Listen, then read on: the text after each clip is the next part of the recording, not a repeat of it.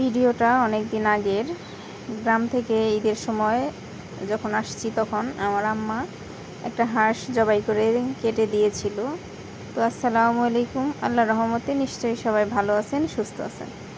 আজকে আপনাদের সাথে সেটাই শেয়ার করব যে হাঁসটা আমি নিয়ে এসেছিলাম সেটা কিভাবে রান্না করলাম, মায়ের দেওয়া হাঁস।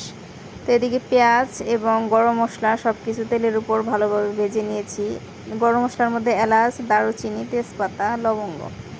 তারপর দিয়ে দিচ্ছি একে একে বাটা মশলা, আদা বাটা, রসুন বাটা দিয়ে দিয়েছি। তেলের উপরে হালকা একটু ভেজে দিয়ে দিলাম পরিমাণ মতো পানি, যাতে মশলাটা আরও ভালোভাবে কষাতে পারি, যাতে কোনো রকমের কাঁচা গন্ধ না আসে।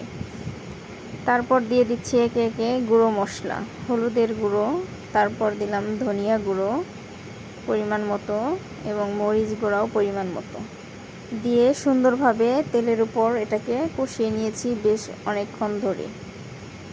অল্প আঁচে মশলাটা কষাতে হবে। মশলাটা পুড়ে গেলে খাবারের টেস্টটা নষ্ট হয়ে যায়, তরকারির টেস্টটা ভালো আসে না। তো এই পর্যায়ে দিয়ে দিলাম জিরের গুঁড়ো। জিরের গুঁড়ো দিয়েও আবারও নেড়ে চেড়ে সব কিছু কষিয়ে নিব বেশ কিছুক্ষণ। তেলটা উপরে উঠে এসেছে, এবার মশলাটা কষানো হয়ে গিয়েছে, কমপ্লিট। তো দিয়ে দিচ্ছি কেটে রাখা হাঁসের মাংস, ধুয়ে পানি ঝরতে দিয়েছিলাম। তো এটাই দিয়ে দিলাম সব কিছু একসাথে।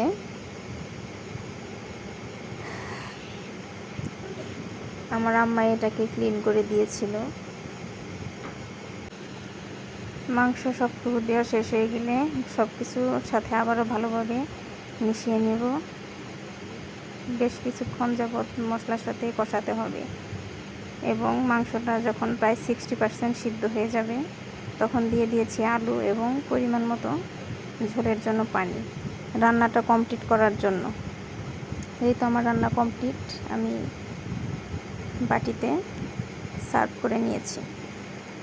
আর এদিকে রান্না করব গুলশা মাছ ভুনা, এজন্য ফোড়নে দিয়ে দিলাম জিরে এবং তেজপাতা আর 1 কাপ পরিমাণ পেঁয়াজ কুচি। পেঁয়াজ কুচিটাকে সুন্দরভাবে তেলের উপরে বাদামি করে ভেজে নিতে হবে।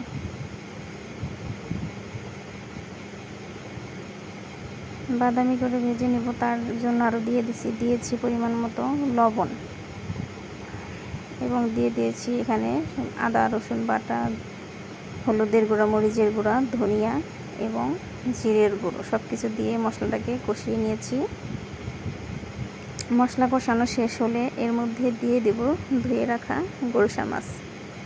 মাছগুলো দেওয়া কমপ্লিট হয়ে গেলে এটিকে সব কিছুর সাথে আবারও ভালোভাবে মিশিয়ে নিতে হবে।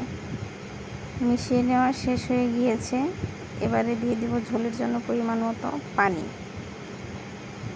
রান্নাটা তারপর যখন ঝোলটা শুকিয়ে এসেছে তখন কমপ্লিট করে নিয়েছি।